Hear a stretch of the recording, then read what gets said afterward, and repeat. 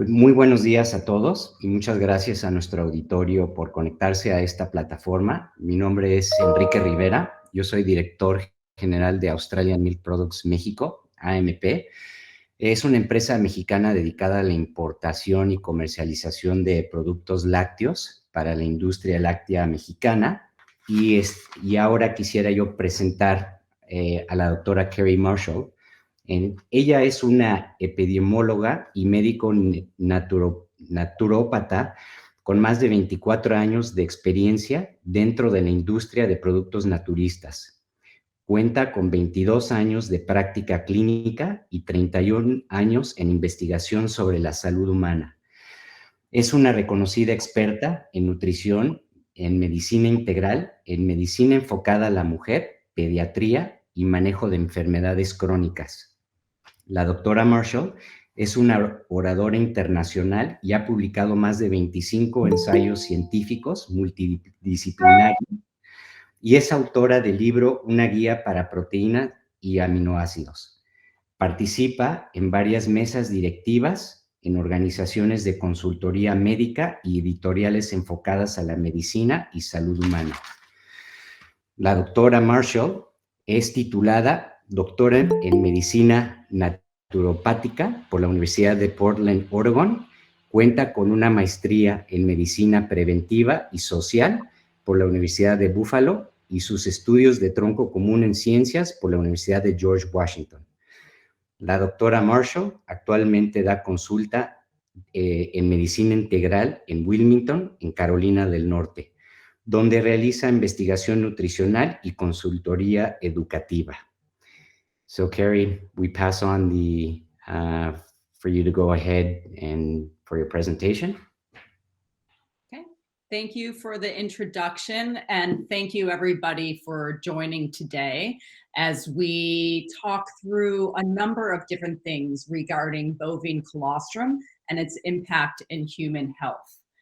And as you know, today is being hosted by the company Pantherix, which is a nutrition and biotechnology company that has a broad commercialization of colostrum-based health and wellness products and solutions that they use in the global human and animal health market.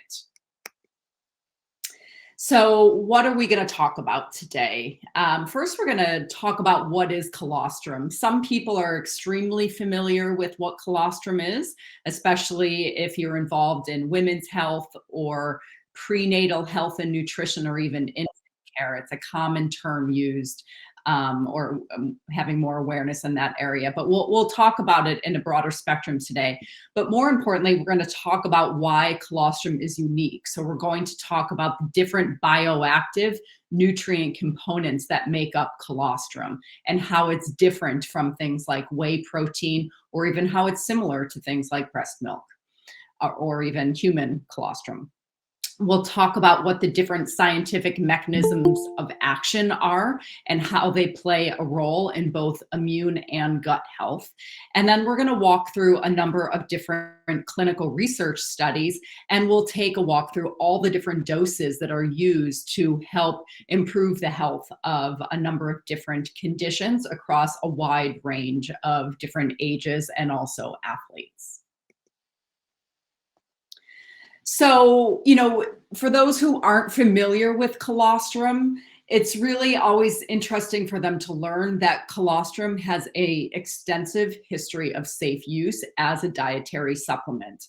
In the United States, we have a number of trade associations that help manage some of our dietary supplement regulatory components that we're challenged with. And one of those is regarding an act that we call DSHEA, and it regulates what we can or can't say about dietary supplements, but also about it being a new or an old dietary ingredient.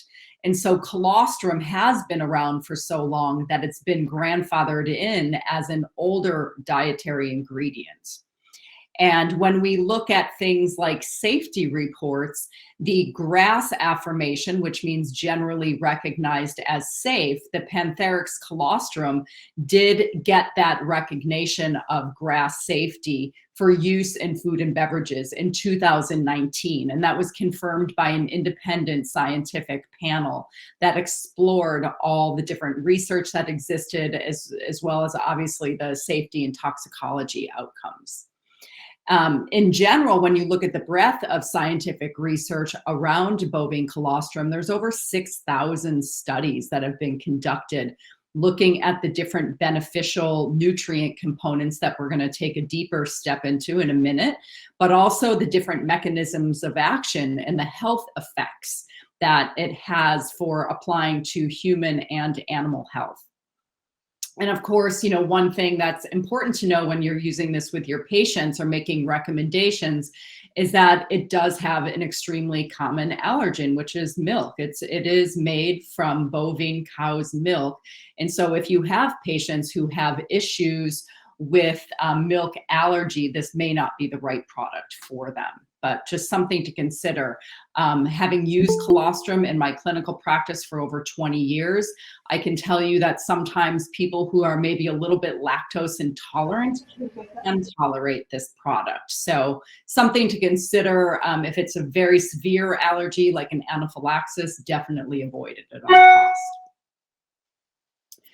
So in terms of, talking about what is colostrum, as I mentioned, we often hear about it with regards to new moms and babies, because of course, this is how a mom is able to help protect her infant in, the earliest stages of life. And it's always recommended that even if a woman is having challenges with breastfeeding, that she at least try to get through that first week. And it all comes down to the colostrum. And in the first 24, 48, even 72 hours, that is what is being delivered to the baby during breastfeeding. It's really mostly colostrum, which has more protein and fat content than maternal milk later on, and same with cow colostrum and cow milk. The nutrient value in terms of all the bioactive components, macronutrients, micronutrients, everything in there is just significantly higher in colostrum. And what it does is it provides initial passive immunity. We have two immune systems in our body. The one is the innate immune system. That's the one that we're born with. But then we have the adaptive immune system, and that's the one that we develop over time. And that includes things like T cells and B cells and antibodies. And so, when a mom is, passing along her colostrum to a newborn, and the same with a newborn calf and a cow, when that colostrum is passed along, it's providing that initial passive immunity that's required to face a pathogen or a stressor from the external environment. Because when we have, let's say, a foreign microbe in our system, the body, the innate immune system, activates the B cells in the body, and the B cells make antibodies, and antibodies help neutralize that foreign substance in the body. So when you provide colostrum, one of the things we'll talk about a bit here is one of the bioactive nutrients is immunoglobulins that is passed along. And so that's a great example of where colostrum really helps confer that initial passive immunity that's needed to help really stimulate that digestive immune system. And, that's where, we've really been able to show with science, especially in infants, but certainly throughout the life cycle, that colostrum accelerates and supports that development of the immune system in the gastrointestinal tract. We'll talk about in more depth how 70% of the immune system is in the GI tract. So this is fundamentally important for all of health in the body. And we'll talk in more detail too how colostrum helps strengthen the intestinal barrier. And this is where we'll talk a little bit about leaky gut and irritable bowel system, irritable bowel. And colostrum has been shown in a number of ways to really help with the tight junctions between those epithelial cells. Which, of course, everything we're talking about is going to encourage a healthy microbiome in the intestine. And that's probably one of the more talked about things right now, is how important the microbiome is. And colostrum contributes in a number of ways. One, it has a prebiotic oligosaccharide, we'll talk about more, and also all the different immune components that help create the actual healthy environment within the intestine. And this holds true for any kind of mammal, whether it be human, cats, dogs, pigs, all cows, all types of mammals really rely on this for their health. And that's why something like colostrum is important for both human and animal health. So dairy cows are a really important source of colostrum. And just like humans, cows produce it, as I've mentioned. Newborn calves, again, just like babies, they don't passively receive these antibodies, the immunoglobulins, prior to birth. They get it directly from the colostrum in the initial week or so. And then, of course, every breastfeeding time, there's a little bit of colostrum that comes out initially as well. It remains in the mammary gland or the udder of the cow until the birth. And it's extremely potent, as I mentioned, in the first 24 and 48 hours. And then it becomes a little less potent as it tapers off over the course of a week. It's collected from the cows after birthing using a concentrated source to really help make sure that those important biological active nutrients are kept intact. But more importantly, because we do care about the health and welfare of the animals, is that the colostrum is not collected until after the calves have received everything they need for their own health to flourish in the ways they need to too. And as many of you healthcare practitioners know, when even a new mom is producing milk, she's producing excessive amounts, more than what a baby needs initially. And so this is where, in a situation with the cows, the calves are able to get all that they need, and then there's more colostrum that's able to be used in this situation. So as I mentioned, colostrum is really extremely beneficial across the lifespan. And you'll see when we go through the research in a bit that the research is really looking at everyone from infants up through the elderly population for a number of different conditions, because absolutely every age group gets challenges with their immune system and also their digestive system. It's really meant to help kickstart immunity when the body needs it. And, collecting it, as I mentioned, from the calves, it's dried into a powder. And then there's a number of different applications in different supplemental forms, whether it be chewables or powders or capsules that can be delivered to humans and animals. I mentioned it supports immune health and digestive health, certainly, but also early life nutrition, because as I talked about with babies, the importance of really developing this adaptive immune system is critically important to keep them healthy while their immune system is developing over that first 2 years of life. And then, of course, sports nutrition. And we'll talk about some research from all of these in a bit. So most of the components, the nutritive components found in bovine colostrum, are pretty much functionally identical to those that are found in human colostrum. And so as an example, I mentioned the antibodies and the immunoglobulins that are present. And, we particularly see high amounts in colostrum in general of IgG and IgA, mostly because IgG is the most common class of antibodies present in the body. That's because it's found in blood and different tissue fluids. And also IgA is one of the most predominant ones found in the body as well, because it's found mostly in the digestive tract and things like tears and saliva and the respiratory system and, of course, colostrum. So we see a lot of those antibody similarities that are able to target pathogens in both human and bovine colostrum. And then, of course, the growth and repair factors. And that's what helps regulate cell growth and proliferation, where we don't want excessive growth, but we want normal growth of cells and differentiation. And that's where it's really important for tissue repair and recovery. And that'll be important when we talk about athletes and sports and things like that, and leaky gut, and why these growth and repair factors are really important. But that's also, when you think about it from an infant nutrition intake, that's what's really important for building a mature digestive system as they're growing, so they can handle foods when you start food introduction with them. So anytime, even as an adult, when we see a leaky gut type thing, we really need to rely on something with growth and repair factors to heal that epithelial cell lining. And then, of course, the immune modulating cells, the interleukins and the interferons, those are the regulators of epithelial cell growth and development, and also inflammation. And that's what helps regulate mucosal damage inflammation in terms of turning on or turning off that inflammatory reaction.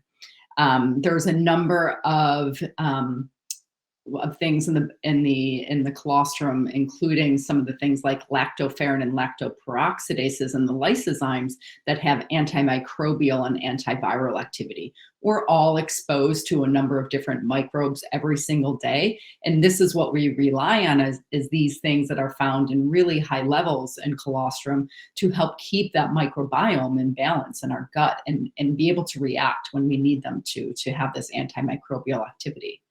And then, of course, the oligosaccharides, we talked about, those really support the growth of beneficial bacteria. So we call that a prebiotic. And prebiotics are non-digestible carbohydrates that serve as a food source for the beneficial bacteria. So it's really important that this is in here because that also helps really balance the microbiome and keep everything in equilibrium. So this is a chart here that is just showing you a little bit about the difference between bovine colostrum and breast milk, and then showing you what infant formula does not have. And so this is when we're talking about the importance of it in infant nutrition specifically. We can look at things like the immunoglobulins, and you can even see the higher concentration in the bovine colostrum than even breast milk. If it was looking at breast colostrum, we'd probably see those immunoglobulin levels a little higher. And then, of course, we see the oligosaccharides, which we just talked about as the prebiotic, non-digestible carbohydrates that help to keep those good microbes in the gut growing and thriving.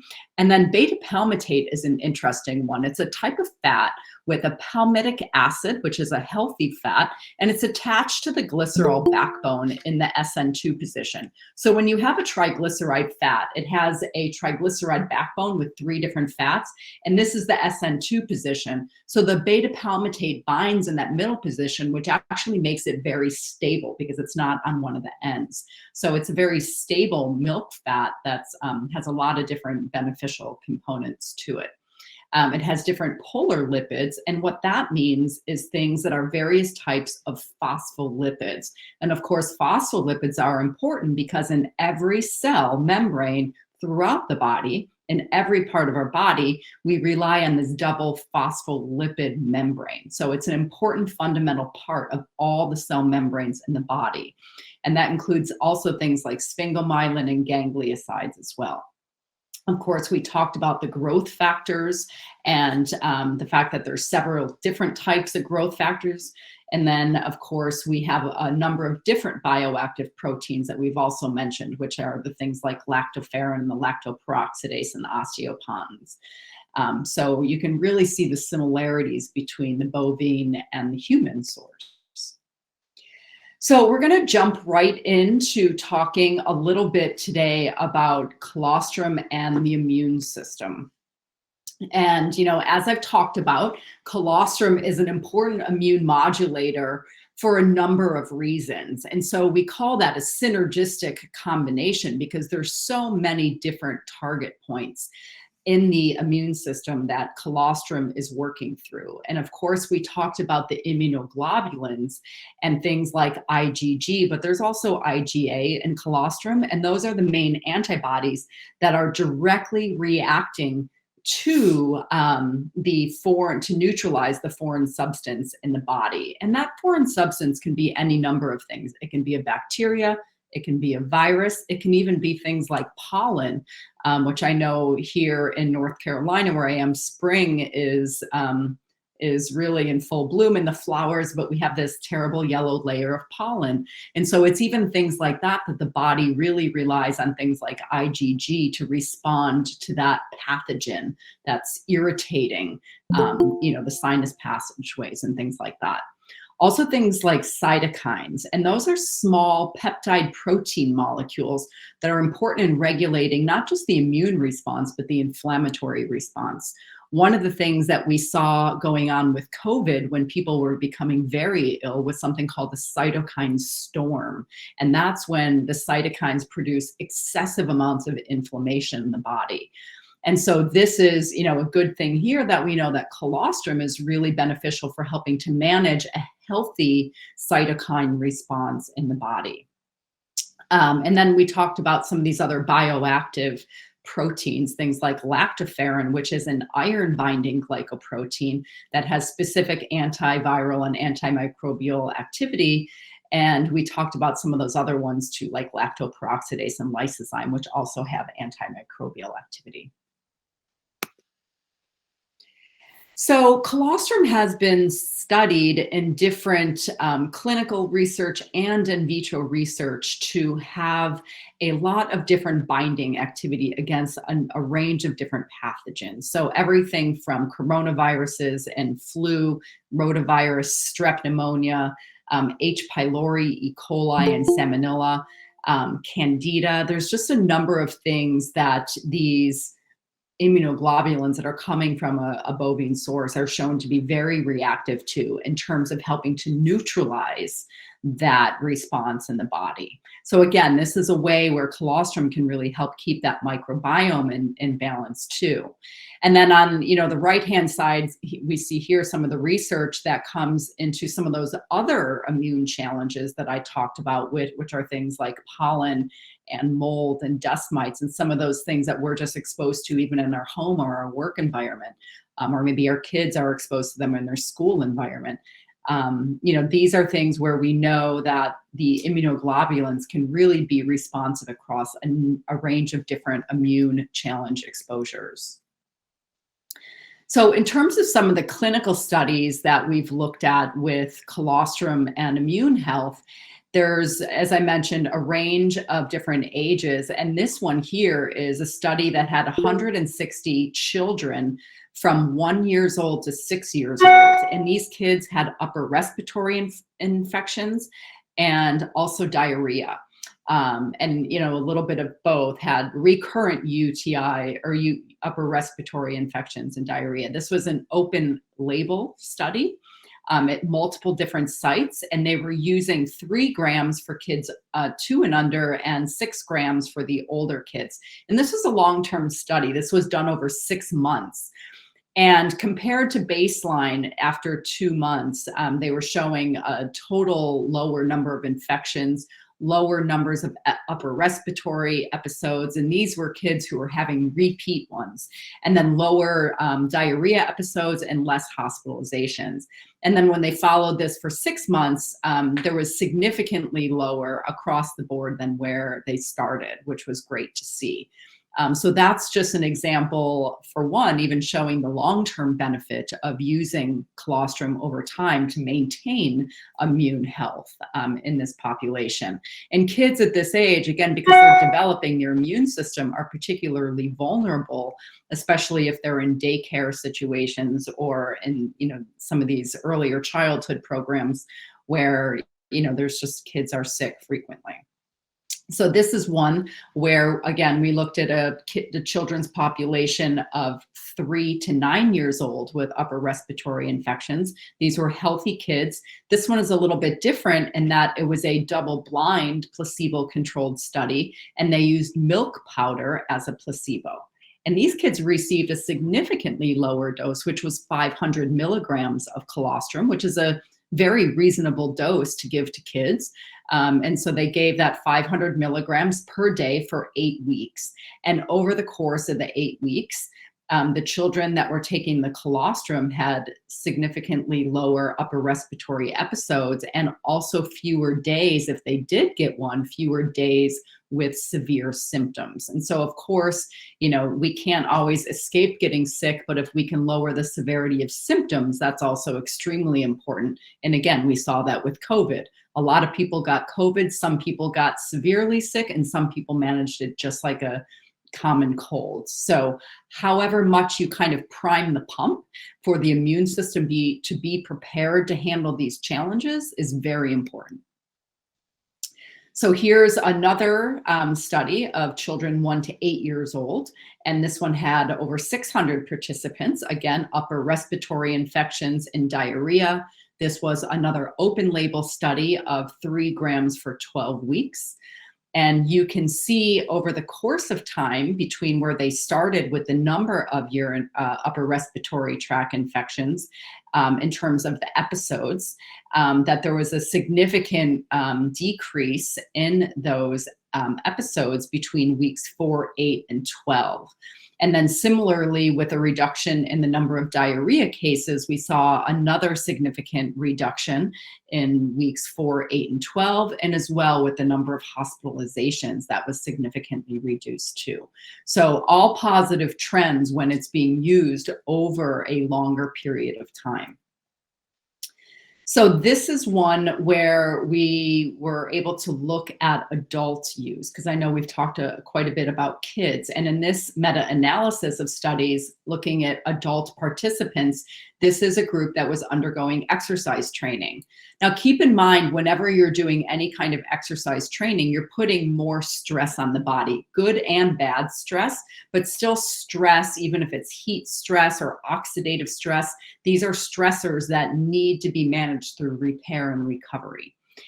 So in this meta-analysis, there was very strict inclusion criteria. Not all of the studies made the cut. Exercise training included things like running, swimming, cycling, and just general weight training and general cardiovascular training. The ranges were pretty significant. They ranged from 10 to 20 grams of colostrum and anywhere between 8 and 12 weeks long.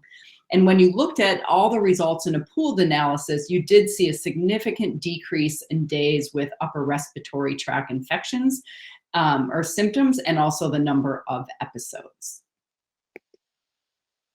And this study here was done on adults, normal, healthy adults, 144 participants, and they were between the ages of 30 to 80 years old. They were actually put into 4 different groups. One group had no vaccine and no colostrum. It was a flu vaccine. The next group had no vaccine, but they did use colostrum. One group had the vaccine and no colostrum, and one group got both, the vaccine and the colostrum. This was a study that, again, used a lower dose, 400 milligrams of the bovine colostrum every day for 2 months.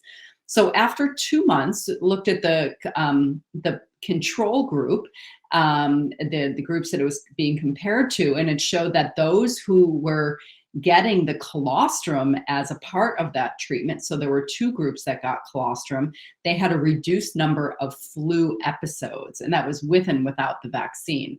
And because, as you know, not everyone who gets the vaccine, some people still get the flu. Also, what was really nice to see, though, is the reduced relative cost associated. We don't always see economic analyses of studies, but this was a nice one that did show benefits with regard to cost as well. And in general, looking at the data, because there were breakout groups with and without the vaccine and colostrum, the colostrum actually was shown to be more effective than the flu vaccine in preventing the flu. Now, of course, from a regulatory standpoint, that's not something we can put on our packaging, but it is science that does exist, so it's important to know about it. So we're going to jump into gut health and the importance of that. And one of the things I said in the beginning, which I think is a really important takeaway, is that understanding that more than 70% of the immune system is in the gut, and that directly impacts immunity throughout the entire body. We actually have something in the gut that's called GALT, G-A-L-T, and that's the gut-associated lymphatic tissue. And that's, surrounding all of our gut. And so it really goes to a lot of that sense of what we eat does truly impact our health, because that can cause a gut inflammatory response based on so much of the immune system being there. And then what's really interesting is the gut contains hundreds of millions of specialized communication cells, neurons, more than what's even found in the spinal cord. And that's really found within the nervous system. And what's really interesting is 95% of the serotonin and GABA that's made in the body is actually made in the gut. And that's also reliant on the microbes, the different bacteria in the gut. And so then the brain or the gut communicates directly and indirectly with the brain. And that's really where we can see a lot of brain inflammation and mood alteration. And one of the things from the fatty acid side of research that we know is that depression is more specifically linked to neuroinflammation than it is some other components that we once thought to be true. So whatever we can do to reduce that overall brain inflammation can significantly help with mood changes and beneficial mood. And then, of course, the heart. There's the interconnectivity of all of these systems when we're really looking at the immune system. But this is where those healthy microbes can also have very beneficial things on cholesterol, because, of course, cholesterol is a part of the digestive system and the liver, where cholesterol is both made and broken down. So we see impact from beneficial microbes on the lipid profile with cholesterol levels. So we've talked about some of these things already, about how colostrum works with the body to optimize the integrity of the epithelial cells within the intestines. And that's two primary actions, how that happens. One is the immunoglobulins that we've talked quite a bit about today. Within the innate immune system, the B cells are activated to make antibodies, which neutralize foreign substances in the body. But with colostrum, we're directly giving those immunoglobulins, that IgG and that IgA. So it can really help protect that delicate microbiome in the body. And then, of course, the different growth factors that we talked about, lactoferrin and lysozyme and osteopoietin, they help repair the intestinal lining and restore gut integrity. And, that's really where we see the challenges with leaky gut, which we'll talk about more in a moment. But that improved intestinal integrity, when you reduce the inflammation in those intestinal cells, you optimize nutrient absorption. So when the gut is really inflamed, there's a significant decrease in ability to absorb nutrients. And then, of course, I mentioned that colostrum naturally contains prebiotic oligosaccharides that help feed the beneficial bacteria. So in order to have what we would call a normal, if there is such a thing, a GI tract, it's a really delicate balancing act. And we have a number of different challenging factors that we're faced with every day. And that's, the harsh environment of hydrochloric acid in the body, enzymes sometimes having too many or not enough, bile, and then, of course, we've been talking a lot about the bad bacteria or viruses that our body is being exposed to. And then we have the mucosal defense, our innate immune system with proliferation of blood cells and blood flow and mucus production and peptides. And it's really important to help maintain this balancing act of making sure we have enough of the defense mechanisms in the digestive system to manage the challenging factors. Because when we have all these different microbes and these different daily living insults, things like alcohol consumption and smoking, stress, NSAIDs, non-steroidal anti-inflammatories, antacids, and I mentioned stress, but certainly excessive stress actually can really hurt the immune response of the body too. And when we have an imbalance like this with the challenging factors, we have an increase in permeability within the epithelial cells of the gut. Sometimes we see ulcerations. Definitely we'll often see diarrhea, but it's almost always related to inflammation. And this is where balancing some of the lifestyle factors, which of course can include things like alcohol, hopefully some stress management techniques, really important to work with your patients on helping them identify ways that they can manage some of these stressors in their lives. NSAIDs are being taken for a reason, presumably because there's some kind of pain, whether it's an acute or chronic pain. So addressing some of those underlying causes that are, contributing to that. And that's what's needed to reestablish the microbiome and get some stability within the gut. And that's part of the importance of giving colostrum that's really needed to promote that rapid healing of the gut cells. And, in speaking about that leaky gut is caused by so many different things. And we just mentioned a number of them, whether it be a poor diet. We haven't really gone into more detail on that, the importance of maintaining a bit of an anti-inflammatory diet, maybe identifying with your patients what some of their food triggers are, that while they're healing their gut, maybe they can eliminate them. And when they're doing better, they can reintroduce them to see if they still cause a problem. As I mentioned, reducing stress, and then some of the other toxins or microbes that are being constantly bombarded and compromising those epithelial cells. And there's a host of different bad health effects that can come on the other side of that. Certainly autoimmunity, we'll often see some leaky gut type symptoms going on there. Certainly inflammation we've talked about, and even times when we'll see that cytokine storm of excessive inflammation through the body. But we'll definitely often see nutrient depletion because not all the nutrients are able to be absorbed as well as they can. But that's where the growth factors that are found in colostrum are incredibly important to be able to protect and heal the intestinal barrier.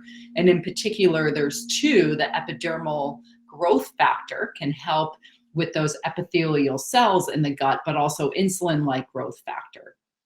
And there was this one study that's shown here, this in vitro study, where they gave colostrum to the cells, and it led to a more rapid repair of the damaged cells. So as I mentioned, there's a number of cells, both in vitro and humans, where, it's really been found to be beneficial to improving overall gut health. And here's one with infants and toddlers, a clinical study that was done in infants from 6 months up to 2 years of age, or 24 months. And this is a double-blind study, and they were looking at acute diarrhea in kids, which is extremely frequent. And so they gave these kids 3 grams per day of bovine colostrum just for 1 week. And after 48 hours of colostrum, the number of individuals that had vomiting and diarrhea episodes and fever were significantly lower than the placebo group. And over the week of the trial, those in the colostrum group significantly reduced the time to the disappearance of all their symptoms. So this is an interesting one because it's different than a lot of the other studies that were using colostrum over the long term. This is one demonstrating the beneficial effects of more of an acute exacerbation of something going on. So we see the benefit in both the short and the long term. This one is infants and toddlers, again, between 6 to 24 months, with 70 total subjects. And this was, again, a case of a kind of a subacute, acute, mild, intermediate diarrhea, so not severe, which is good. And this one is nice because, again, they used a lower dose of 750 milligrams, and again, just for 1 week. And the infants and toddlers that were on the colostrum recovered significantly faster, again, from their acute diarrhea when they were looking at consistency and frequency when they compared it to the placebo group. And also, in terms of hospitalization stays, there was a significant reduction in hospital stay length with this diarrhea that was occurring, which of course will always result in tremendous cost savings when you can reduce hospital cost. We talked a little bit about the oligosaccharides and what those are in terms of being a prebiotic, non-digestible carbohydrate that serves as food for beneficial bacteria. And that is, what a prebiotic definition is that it serves as a food or nourishment for the good bacteria in the gut. And not only serves as that, but it helps them reproduce because, as we know, bacteria and virus reproduce. And by giving them a beneficial food, such as oligosaccharides, it can actually help them do that.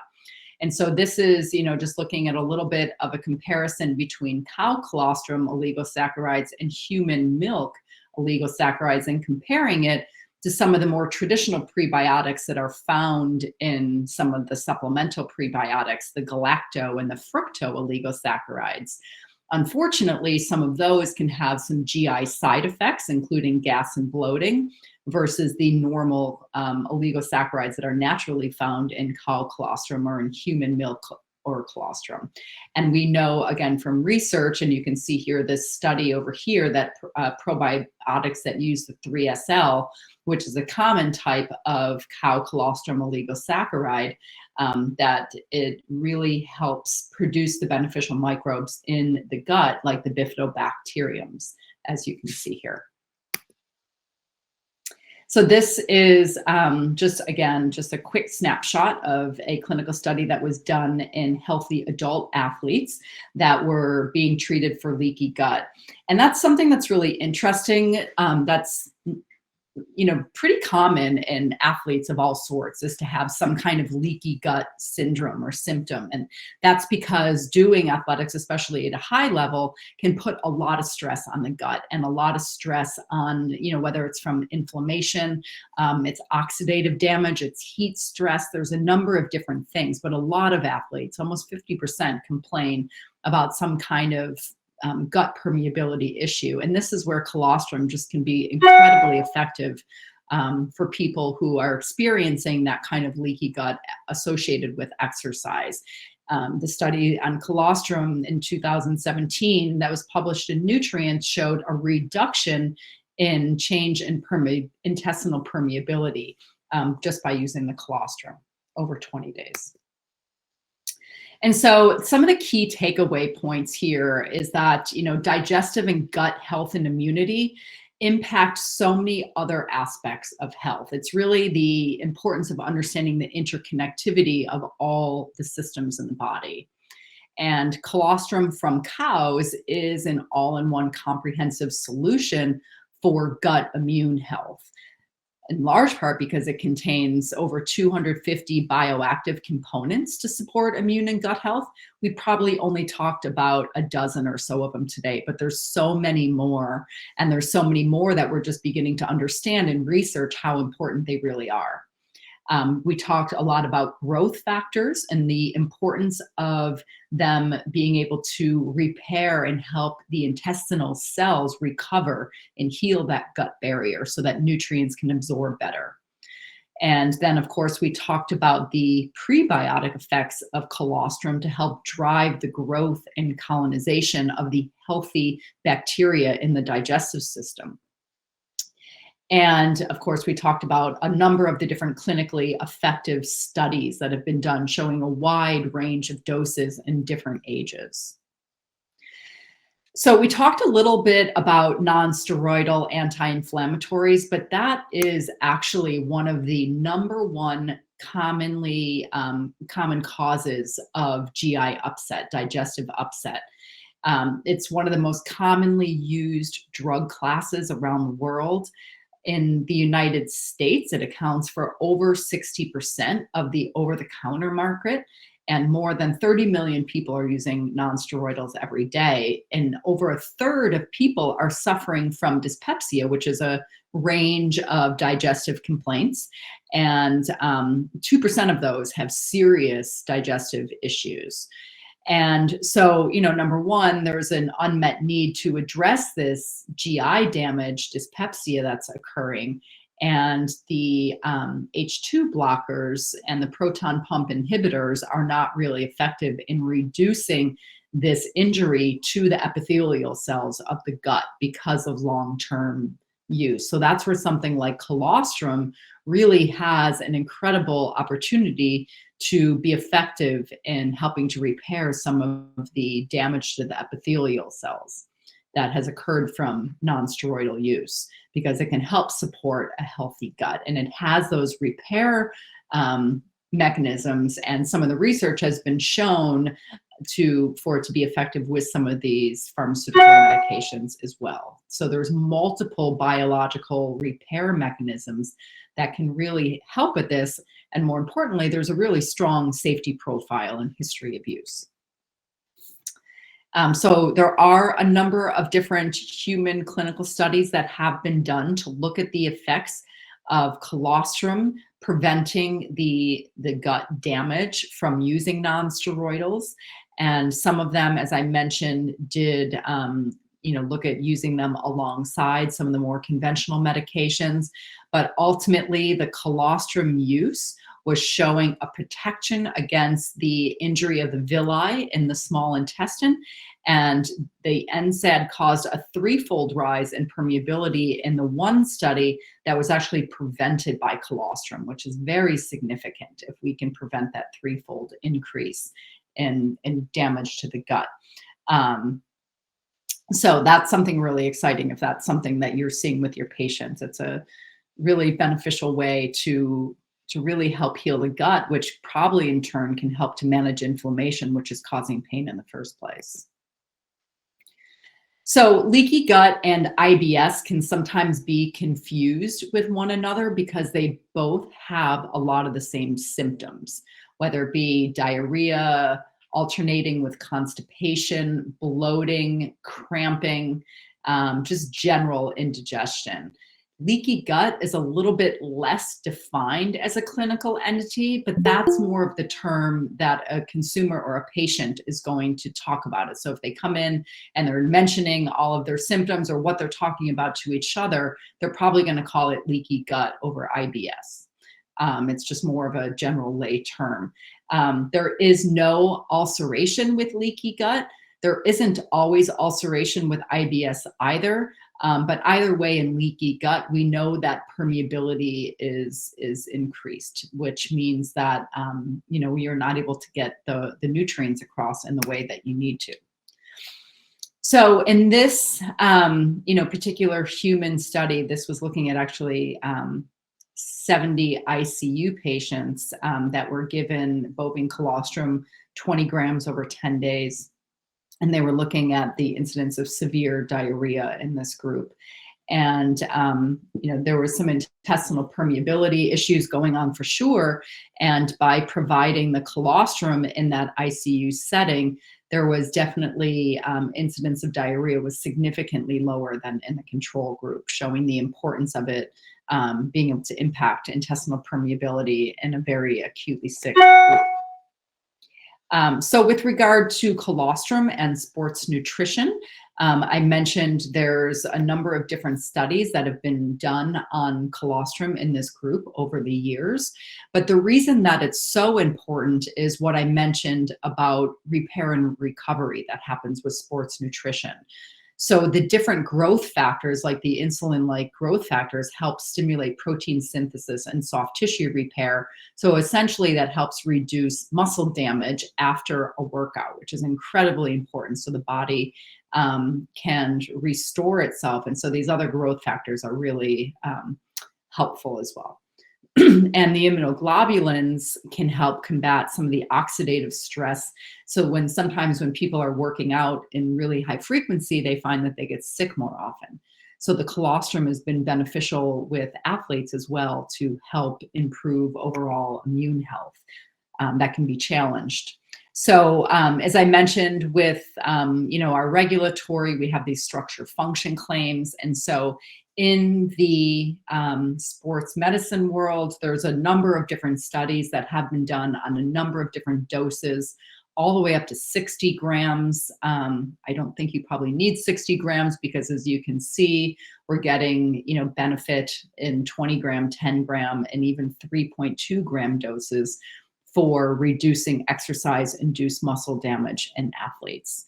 So, I think the jury's still out on how much you need. I don't think you need excessive amounts that some of these studies were doing. I think, some of the lower amounts that are found in some of the dietary supplements that we're using with Pantherix, I think is a much more reasonable dose in terms of a place to start. So just in summary, before we jump into the Q&A, hopefully there's some good questions and things to talk about. But, important things to know: long, safe history of use, very few side effects, unless, of course, there's a dairy allergy, which is something to consider. We talk about all the different bioactive components and the macro and the micronutrients that provide a huge array of benefits and overall health. Because, of course, the immune and the digestive system are so intimately intertwined. And then we talked about early life nutrition and really the value of helping to really modulate that adaptive immune system in early life, but also, throughout all life. We saw clinical studies that were being used for folks all the way up to their 80s, and then of course athletes. So hopefully everyone learned something today from this, and I'm glad that you all shared part of your afternoon, and I'm going to stop sharing slides so that we can jump into the Q&A. Thank you, Keri, for the presentation. It was very insightful, and I think we'll open up the Q&A for our auditorium. Carlos Franco asks if, well, he says right here in the chat, if you could please talk more in depth about bioavailability, it being bovine colostrum and not human, and if it can be consumed daily, or do you recommend some pause periods? Well, that's interesting that you bring up the bioavailability, because anything that we ingest is going to be subject to degradation in the harsh environment of the digestive system. I mentioned in that one slide where it showed the imbalance, when we talked about things like hydrochloric acid and some of the other, really harsh things. Pantherix actually has recently come out with, and there's a new published study where there is a new extra strength colostrum that it has a new proprietary technology with it that actually encapsulates it, that allows it to go through that initial part of the digestive tract. And it then goes on to be absorbed lower in the digestive tract, which has more beneficial outcomes. So that was a great question. And so we're really excited about this new technology for this extra strength, because it will allow the benefit to be a stronger benefit farther down in the digestive tract. Thank you very much, Keri. And also the second part of the question says states if the colostrum can be consumed daily, or do you recommend a pause or some pause periods in between dosage? Yeah, great question. I've been seeing patients for over 20 years, and I'd like to think in a perfect world that my patients take their supplements that I tell them to every day, but I know that's maybe not a reality. So I'll answer that in a few ways. Some of the studies you saw were long-term studies, like 6-month studies. In that sense, yes, totally safe to use every day. We saw in those studies the long-term benefit of taking it every day. So I believe if you take it every day, you will get more benefit. But I also, from a patient compliance standpoint, if my patient is taking something 5 days a week for 6 months versus, every day for a month and then stopping, I'm happy that they're taking something 5 days a week if they're doing something like this colostrum and adding it to their regular regimen over the long term. Think of it this way too. It's a food. At the end of the day, colostrum, whether we're talking about an infant and a mom or a cow and a calf, colostrum is food. And there's just certain nutrients that we do need to put in our body all the time. Colostrum also is a great source of protein, all the different amino acids, and that's in the really great spectrum. It's a great ratio, and healthy fat too, as I talked about with the beta palmitate. There's really healthy fats in there too.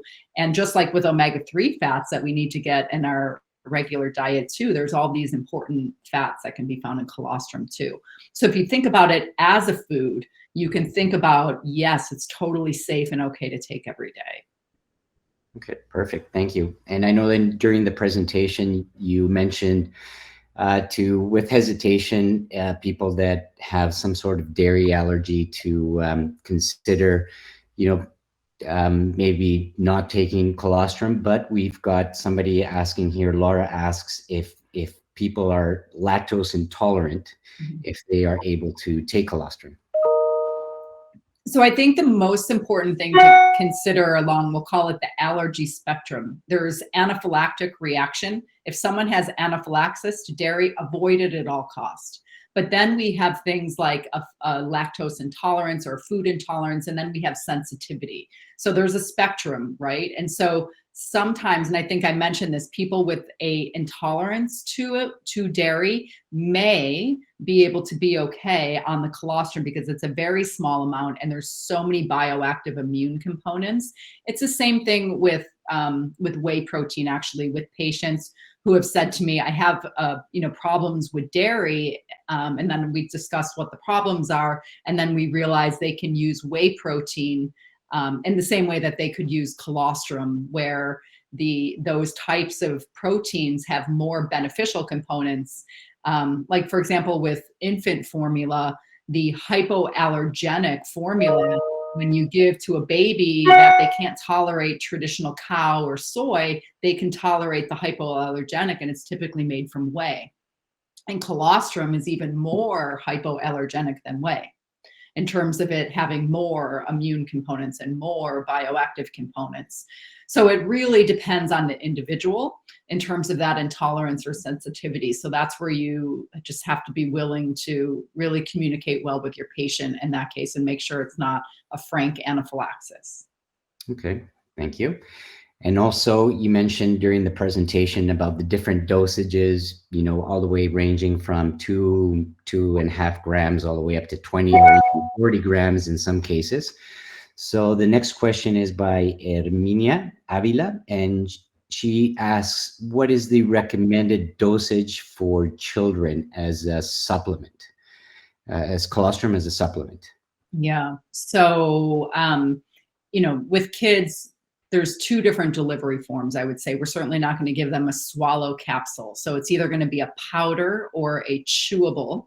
And, I would say I'm a big fan personally of starting with a lower dose, because like I showed on that last sports slide, there was 60 gram and 3-gram doses, and the 3-gram dose worked just fine for muscle recovery. So if you can get benefit out of, say, 500 milligrams a day, you don't need to give 2 grams a day. So, if it's something that's really severe and acute, you're going to want to do a higher dose probably. But if it's something that's a little bit more chronic, you can probably do a little bit of a lower dose. And I would say, because again, with the research that we saw, there was a lot of benefit even within a week period of time. If you start with, say, a lower dose, 500 milligrams, and then within a week, you're like, not getting the response you want, you can go up and do incremental more dosing too. Okay, so would it be safe to say then, Keri, that to maintain just a regular healthy diet, or part of a healthy lifestyle, would be to use a lower dosage? Absolutely. Unless you have some sort of ailment or et cetera, that you would increase the dosage in response to that. Right.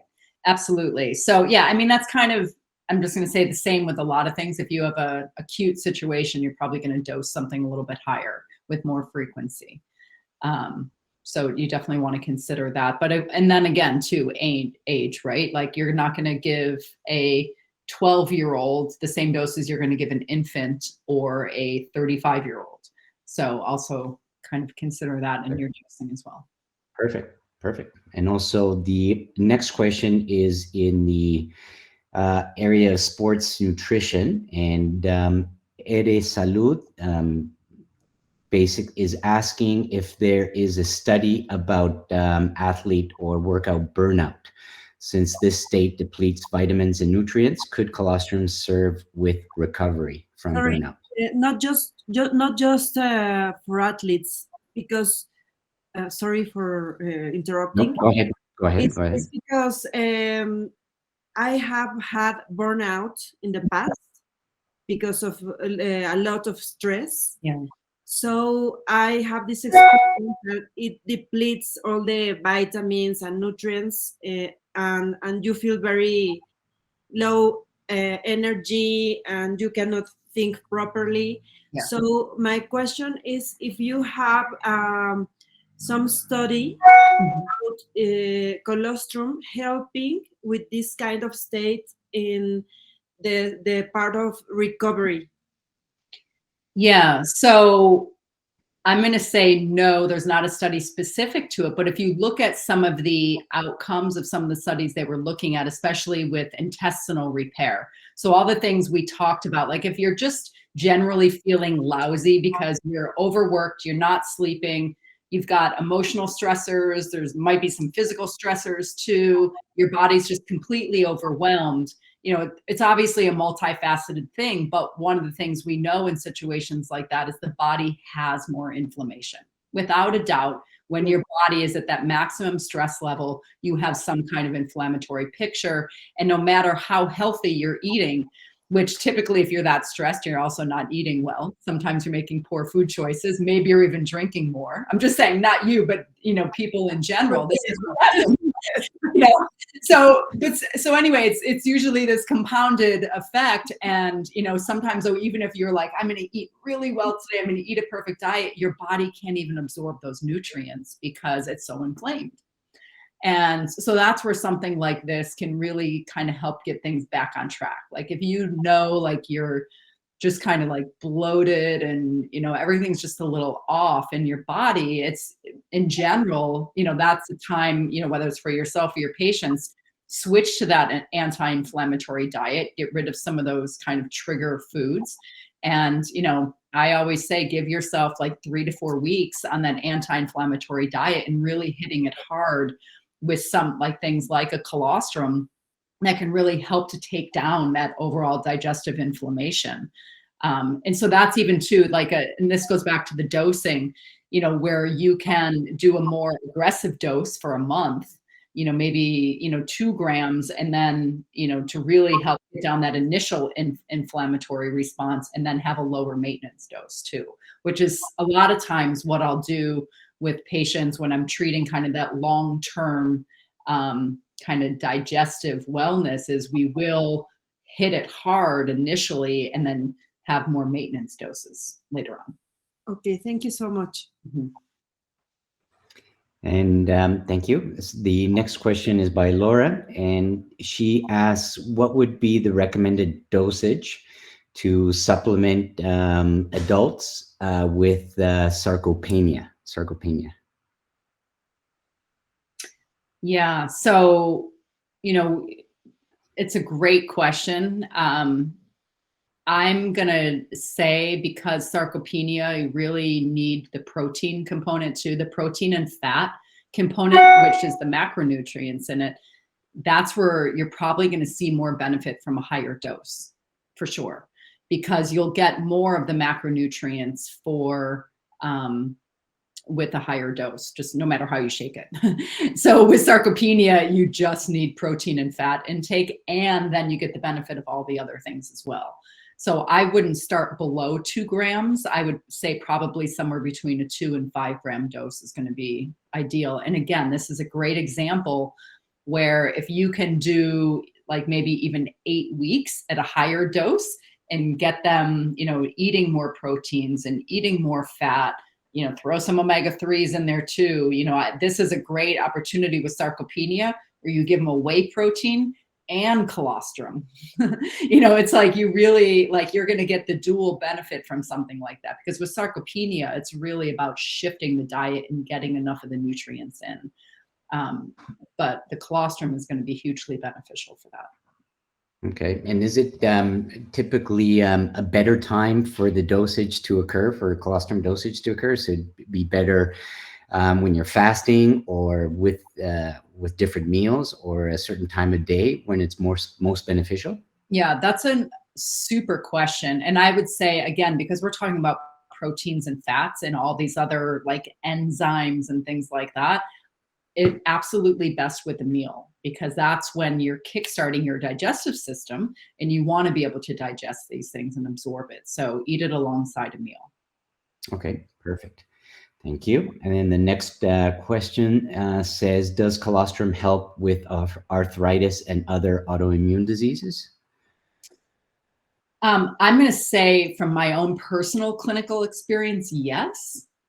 For sure, autoimmune disease. I mean, colostrum for me in my clinical practice has been a staple for all of my cancer patients and autoimmune patients, because both of them, you definitely have generalized gut inflammation.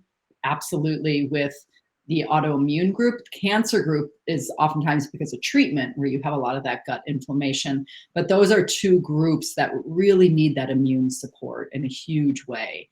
And again, going back to that whole thing about 70% of the immune system is in the gut, anyone with autoimmune disease or something like cancer, you're going to want to again, shift the diet to some of those more anti-inflammatory foods, and then providing something like colostrum is really going to help lower that generalized inflammation and enable the body to be able to absorb nutrients better. Any way you can allow the body to absorb the nutrients better from the food it's eating or the food you're eating is going to be beneficial. Okay, thank you. And Selena Martinez asks if colostrum will help with diabetes. I don't know that there's off the top of my head. I mean, again, there might be some studies, but I don't know of specific studies in a diabetic population. And again, type 1 and type 2 diabetes, two different diseases. So if we're talking about type 2 diabetes, what I would say, one of the things we know about type 2 diabetics is that their microbiome is a mess. And that's probably a big part of their inability, that overall, again, gut inflammation. A lot of times obesity is a part of that picture as well. We know that the microbiome is a mess in obese people. And so again, this is an opportunity or situation where, there may not be clinical research showing to support it, but in terms of overall generalized health, this is going to be something that would be hugely beneficial, again, to allow nutrient absorption, to fix the microbiome, to reduce inflammation in the body, repair the gut. There's just a lot of stressors and even oxidative damage that happens in the body with diabetes. So all these different bioactive immune components will be helpful for that. Perfect, thank you. The next question is regarding if colostrum can be used or mixed or blended together with other vitamins or amino acids for resale for example, in the sachets, because a lot of our auditorium also manufacture different type of supplements and use colostrum as an ingredient, bulk colostrum as an ingredient. And the question is whether it would have an adverse effect or it can be blended together with vitamins or other amino acids or whey proteins, etc. Yeah. I'm going to say yes, but probably not all of them. And it's definitely going to blend much, much better with certain things than others, like the whey protein, for example. Super easy. They're both milk, powders of sorts, milk-based powders. So things like that'll, I always say, play in the sandbox better than others. There's just some nutrients that don't play well with others, no matter what you do. So there's going to be opportunities and challenges for sure with different nutrients and different delivery systems. But yes, the short answer is yes, but it's not as black and white as yes. Right. Okay. And some of these products end up being pasteurized as well. And we talked about a lot of the bioactive components of colostrum. Will they maintain that bioactivity even after pasteurization? So pasteurization can break down or denature some of these different bioactive proteins. So anytime a protein of any sort, even if it's whey protein, egg protein, it doesn't matter. When proteins are heated, some of that degrades and breaks down. So, right. Okay. Thank you. And then the next question is for athletes that let's say elite athletes. How do you recommend to take colostrum, and what type of quantities? How long before any competition or event do they recommend to take colostrum, or after a competition as well for recovery? Yeah. Again, I would say the dose is variable based on what's going on for that athlete or even the level of athletics. There's a weekend marathon trainer, there's a college athlete, or a pro athlete, or someone who's, training hours a day for their Ironman. There's just different levels of what that looks like. So, and then also in terms of like, does that individual have gut symptoms or no gut symptoms? So are you trying to prevent getting gut symptoms in the first place, or are you actively dealing with it? So I think things like that also need to be taken into consideration. If you have active digestive issues, I would definitely dose maybe up in the 2-gram dose versus maybe the 1-gram dose if you were just trying to kind of stay healthy as an athlete. In terms of timing, I would definitely say after a workout. is the ideal time for repair and recovery, because then those proteins are able to be utilized while you're sleeping too. And, you know, giving that right before a workout, not the right timing for it. Okay, perfect. And then our next question is that a lot of our auditorium has seen different kinds of suppliers of bovine colostrum, and what would be the difference, let's say, from colostrum being manufactured and on-sold by Pantherix versus other suppliers that are out in the market? Yeah, great question. There's a number of reasons. You know, protecting the bioactive components, as we just talked about, with them being able to be denatured, they're really fragile at the end of the day. And so that's something that Pantherix takes very seriously in terms of how to protect those different bioactive components. And including, you know, with the new technology, the new patented technology I was just talking about, the ability to microencapsulate them, or encapsulate it so that it survives longer down the digestive tract. So they're really invested in the quality control as well, and also the health and the life of the cows and their offspring. So, you know, as I think I mentioned, you know, the milking does not occur until the calves have all the nutrition they need. So there's ethical components to it as well. So there's a number of factors in terms of quality control and farm management that Pantherix takes very seriously. Perfect. Thank you, Keri.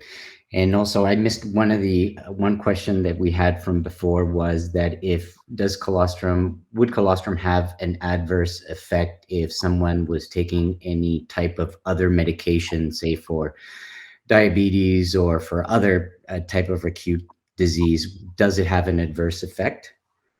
You know, I'm going to say no in general, because again, it would be most comparable to milk, right? It would be like saying, do any medications interfere with milk? No. So that's, you know, there's never been shown to be, you know, a list or any particular things that it wouldn't be able to be used with. Perfect. Perfect. Well, I think, thank you very much, Keri. I think, does anybody have in our auditorium more questions? ¿Alguien tendrá más preguntas? So just one more question just popped up. Is colostrum labeled a superfood? No, but it should be. Yes. Definitely agree. You know, the term superfood is a funny one. You know, It there's is. no formal definition of it. And I know this because I had to do a position paper on it at a different job like 2 years ago. But, you know, if you look at some of the definitions of it, this would definitely qualify, in part because of, you know, all the different components of it, the macronutrients, micronutrients, all the different bioactives. I mean, it's such a vibrant food. So it's hard to think of it not as a superfood. I mean, it certainly is for babies. Agree. I think I've seen more studies on colostrum than I have on spirulina or matcha or any of these others. Absolutely. Over 6,000. Yeah, exactly. Okay, well, thank you very much, Keri, for a very, very informative presentation, and Ave as well for making this possible. Thank you very much.